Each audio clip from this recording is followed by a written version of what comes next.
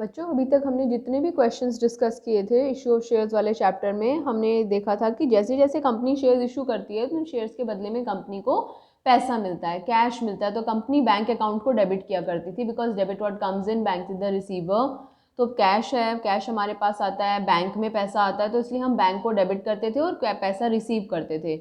लेकिन कई बार शेयर्स को कैश के बदले भी किसी और कारणों की वजह से भी जारी किया जा सकता है, इशू किया जा सकता है। So what are those various cases for which the shares are issued, वो और कौन कौन सी परिस्थितियां हैं जिनमें कि शेयर्स को इशू किया जाता है, या फिर कैश के अलावा और किन किन कारणों के लिए कंपनी शेयर्स को इशू करती है। So we will discuss issue of shares for consideration other than cash, cash के अलावा और किन किन कारणों के लिए शेयर्स इशू किए जाते हैं। तो सबसे पहले इस बात का मतलब समझते हैं।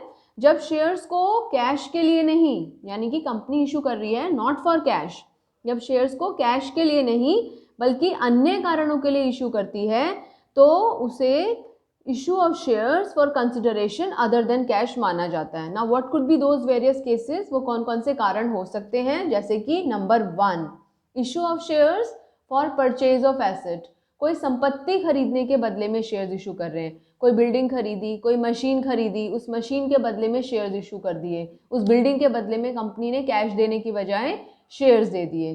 Second point, issue of shares for purchase of business, यहाँ तो खाली कोई एक एसेट खरीदी, पूरा बिजनेस खरीदने का मतलब है कि एसेट्स भी आ रही हैं, साथ के साथ उससे जुड़ी हुई जो लाइबिलिटीज़ हैं वो भी हमारे पास आ रही हैं, उसका भी हम भुगतान कर रहे हैं। तो फॉर परचेज ऑफ एसेट या फॉर परचेज ऑफ बिजनेस। तीसरा, issue of shares to promoters, promoters कौन होते हैं, प्रवर्तक, जो कंपनी के निर्माण में कंपनी की सहायता करते हैं, उनके डायरेक्टर्स की सहायता करते हैं, कंपनी को अस्तित्व में लाने में उसकी मदद करते हैं। तो अगर प्रमोटर्स को उनकी फीस के बदले में शेयर्स इशू किए जा रहे हैं तो हमें क्या जर्नल एंट्री करनी है।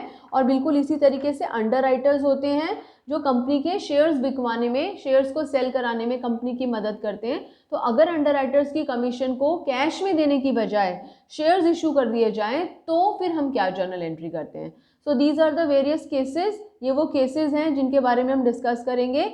सबसे पहले हम बात करेंगे issue of shares for purchase of asset. अगर कोई एसेट कंपनी खरीदती है और उस एसेट के बदले में कंपनी कैश देने की बजाय शेयर्स इशू कर देती है तो वो क्या जर्नल एंट्री करती है। तो सबसे पहले वाली हेडिंग डालिए, case number 1, issue of shares for purchase of asset. अब जब भी हम एसेट को खरीदते हैं, जब भी आप एसेट को खरीदते हो तो एसेट हमारे पास आती है, डेबिट व्हाट कम्स इन, और कैश हमारे पास से जाता है।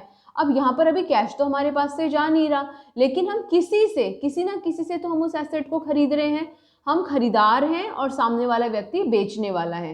बेचने वाले को इंग्लिश में कहते हैं सेलर, या फिर सेलर के लिए एक और नया नाम देखेंगे यहाँ पर। तो सबसे पहले फर्स्ट ऑफ ऑल एसेट खरीदने की एंट्री, जब हम एसेट को खरीदते हैं या कंपनी के दृष्टिकोण से हमें बात कर रहे हैं, तो जब कंपनी एसेट को खरीदती है तो एसेट कंपनी के पास आती है। So what is the entry, asset account debit. क्या एंट्री करते हैं, एसेट अकाउंट डेबिट। और किससे खरीद रहे हैं, जिस भी व्यक्ति से हम उसको खरीद रहे हैं वो सेलर है। हम अपनी भाषा में उस सेलर को वेंडर बोलते हैं। क्या बोलते हैं हम उसको, vendor. So the entry is asset account debit to vendor account. और जिस कीमत पे वो वेंडर या वो व्यक्ति हमें वो एसेट देने को तैयार हो जाता है, उस कीमत को परचेज कंसिडरेशन के नाम से जाना जाता है।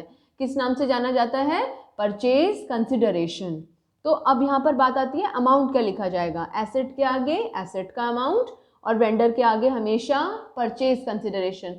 बहुत इंपॉर्टेंट है, सुनने में लगता है कि कोई ऐसी बड़ी बात नहीं है, लेकिन अभी हम जब अगले अगले केसेस की तरफ जाएंगे तो हमें हमेशा पता होना चाहिए कि वेंडर के आगे हमेशा परचेज कंसिडरेशन लिखा जाता है। जैसे कि मैं हमेशा आपको बोलती हूँ कि शेयर कैपिटल के आगे, इक्विटी शेयर कैपिटल के आगे हमेशा फेस वैल्यू का हिस्सा आता है, उसी तरीके से वेंडर के आगे हमेशा परचेज कंसिडरेशन आती है। कभी भी आपसे पूछा जाए तो आपको यही जवाब देना है।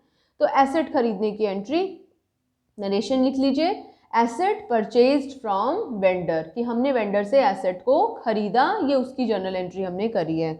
ऑलराइट, अब आपने एसेट तो खरीद ली, अब क्या करना है, एसेट के बदले में शेयर्स इशू करने हैं। तो एसेट के बदले में शेयर्स इशू करने का मतलब है अब शेयर्स हमारे पास से जाएंगे, चले जाएंगे। लेकिन उससे पहले एक दो चीज़ों का एक्सप्लेनेशन समझते हैं। जैसे कि मैंने आपको बोला वेंडर, वेंडर का मतलब सेलर, सेलर का मतलब बेचने वाला।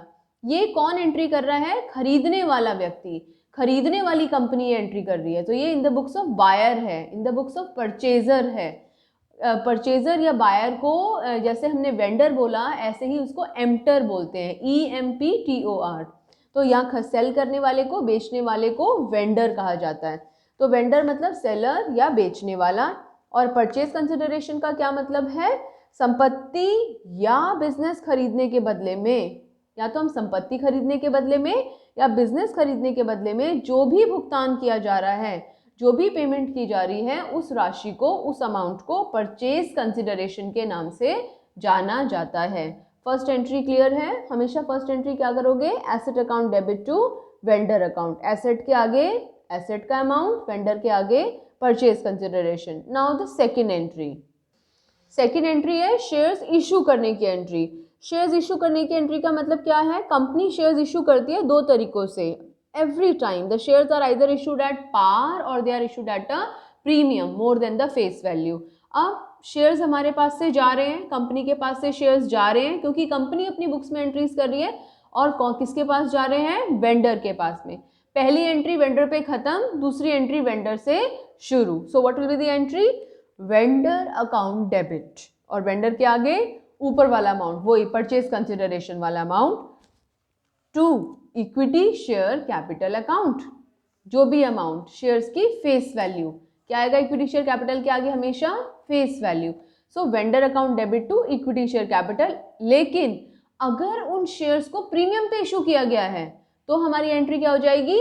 Vendor account debit to equity share capital account to securities premium reserve account. So it depends on the question. सवाल पर निर्भर करेगा कि वो जो क्वेश्चन है वो शेयर्स को पार पे इशू कर रहे हैं या फिर शेयर्स को प्रीमियम पर इशू कर रहे हैं। तो दो एंट्रीज करनी है। पहली एंट्री एसेट टू वेंडर, दूसरी entry vendor to share capital, या फिर vendor to equity share capital to securities premium reserve account.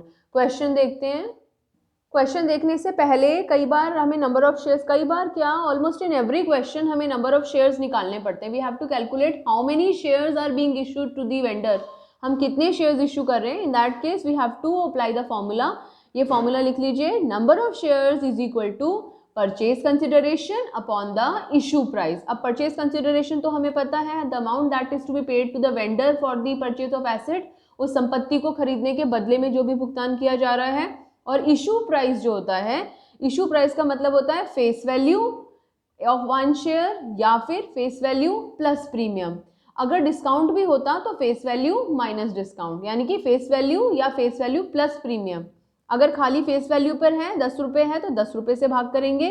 Suppose 10 जमा 2 12 है, तो यहाँ पर इशू प्राइस हो जाएगा हमारा 12 रुपये। इसे नोट कर लो, अभी जब क्वेश्चन करेंगे तो वहाँ पे यूज करेंगे इसे। Now coming to the question, ध्यान से देखो इस क्वेश्चन को, साथ साथ रीड करो, जो इंपॉर्टेंट इन्फॉर्मेशन लगे उसे नोट करते जाओ। Don't copy the whole question, पूरा क्वेश्चन कॉपी नहीं करना। Let us start the question. SRH limited purchased the machinery from CSK limited. SRH खरीद रहा है from CSK limited. Who is the vendor, who is the seller in this question? कौन बेच रहा है, या दूसरी तरह से कहूँ तो कौन खरीद रहा है? SRH। तो कौन बेच रहा है? CSK limited. तो CSK limited is the vendor. Question का पहला काम जो होता है वेंडर के नाम का पहचान करना होता है। बहुत बार बच्चों को पता ही नहीं चलता वेंडर कौन है क्वेश्चन में। So who is the vendor in this question? CSK limited. And what is the name of the asset? Asset का नाम क्या है? Machinery account. पहली एंट्री एसेट टू वेंडर है डेफिनेटली, लेकिन जहां पर आपको एसेट का नाम पता है वहां पे एसेट का नाम फिट करना है। जहाँ पे आपको वेंडर का नाम पता है वहाँ पे आपको वेंडर का नाम फिट करना है। So what is the first entry? बिल्कुल भी आगे क्वेश्चन नहीं पढ़ते। First entry asset to vendor, क्या एंट्री होगी? Machinery account debit to vendor कौन है? CSK limited. मशीन के आगे मशीन का अमाउंट और वेंडर के आगे हमेशा परचेज कंसिडरेशन। और परचेज कंसिडरेशन क्या होता है? वो अमाउंट जो किसी भी एसेट को खरीदने के बदले में पे करना पड़ रहा है। देखते हैं, SRH limited purchase the machinery from CSK limited for ₹6 lakh. ये मशीन कितने में खरीदी जा रही है? 6 लाख रुपीज में। So how much is the purchase consideration? 6 lakh rupees. तो what is the first entry, format बना लो, सॉल्यूशन शुरू करते हैं, फिर इसको पढ़ेंगे। Machinery account debit to CSK limited, machinery के आगे मशीन का अमाउंट, सीएसके के आगे परचेज कंसिडरेशन, दोनों जगह कितना अमाउंट आएगा, 6 लाख रुपीज। तो पहली एंट्री कंप्लीट हो गई। अब हम देखते हैं कि इसके बदले में क्या दिया जा रहा है। पहली एंट्री सीएसके लिमिटेड पे खत्म होगी, दूसरी एंट्री सीएसके लिमिटेड से शुरू होगी। तो सेकंड एंट्री लिख लो, सीएसके लिमिटेड अकाउंट डेबिट, और ऊपर वाला अमाउंट कितना, ऊपर वाला अमाउंट 6 लाख। ये देखो अभी हमने पूरा क्वेश्चन नहीं पढ़ा है, फिर भी हमने इतना क्वेश्चन पढ़ने पर भी इतना एंट्री का पार्ट कर लिया है। अब अपने क्वेश्चन की तरफ दोबारा चलते हैं। क्वेश्चन क्या कह रहा है, payment is to be made by, कैसे पेमेंट करनी है, इशू ऑफ इक्विटी शेयर्स, क्या दे रहे हैं हम बदले में, इक्विटी शेयर्स दे रहे हैं of ₹10 each, journalise if the shares are issued at par, अगर शेयर्स को पार पर इशू किया गया है तो आप क्या जर्नल एंट्री करोगे, इक्विटी शेयर्स दे रहे हो, पार पे इशू कर रहे हो, क्या एंट्री होगी, vendor account debit to equity share capital account. देखें CSK limited account debit 6 lakh यानी कि ऊपर वाला amount, to equity share capital account face value कितनी 6 लाख। पर अगर मैं आपसे पूछूं कितने शेयर्स, नंबर ऑफ शेयर्स, तो just note down the formula, नीचे वर्किंग नोट बनाओ, number of shares is equal to purchase consideration बटे में इशू प्राइस।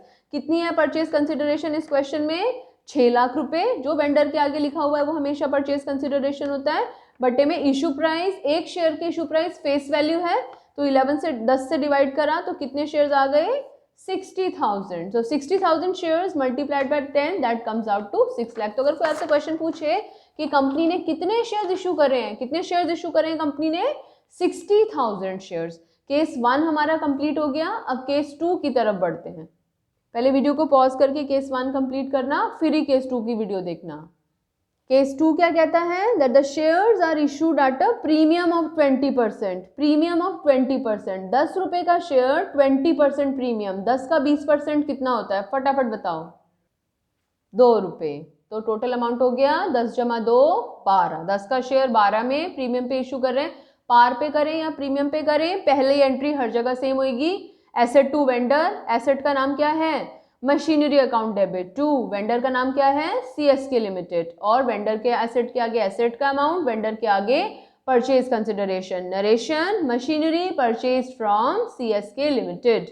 नेक्स्ट एंट्री, हम पहली एंट्री वेंडर पे खत्म, दूसरी एंट्री वेंडर से शुरू, CSK limited account debit 6 lakh to equity share capital account to securities premium reserve account. पर हम यहाँ पे अभी शेयर्स का अमाउंट नहीं लिख सकते, क्यों, क्योंकि हमें तो पता ही नहीं है कितने शेयर्स इशू हुए। So for that case we need to apply the formula. Now what is the formula for number of shares, purchase consideration divided by issue price. Now how much is the purchase consideration, 6 lakh rupees, how much is the issue price, face value plus premium, face value 10 premium 2, amount हो गया 12, 6 लाख को 12 से भाग किया, कितना आ गया 50,000 shares. कितने shares issue कर रही है कंपनी, 50,000, 50,000 शेयर्स, 50,000 को 10 से गुणा करा, यहाँ पर कितना अमाउंट आ गया 5 लाख, और यहाँ पर 1 लाख। तो ये हमारे दोनों केसेस कंप्लीट हुए। Now move on to the next question. एक काम करो, ये जो 2 क्वेश्चंस हैं ये आप मुझे सॉल्व करके भेजना, बिल्कुल सेम अभी तक जो हमने क्वेश्चंस करे हैं उसी पैटर्न पे हैं।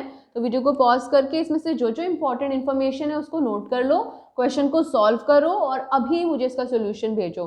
किंग्स 11 पंजाब का नाम रखा है हमने PJB limited, issued 800 shares of 100 each at a premium of 25% in consideration of purchase of motor car. Motor car क्या खरीद रहे हैं, मोटर कार, किससे खरीद रहे हैं, HRX लिमिटेड से। ऐसे ट्रम्प लिमिटेड वाला बता नहीं रही मैं, इसको पढ़ना, ध्यान से देखना क्या समझ आता है, वेंडर कौन है, परचेज कंसिडरेशन क्या है, सॉल्व करके मुझे अभी भेजो। Thank you.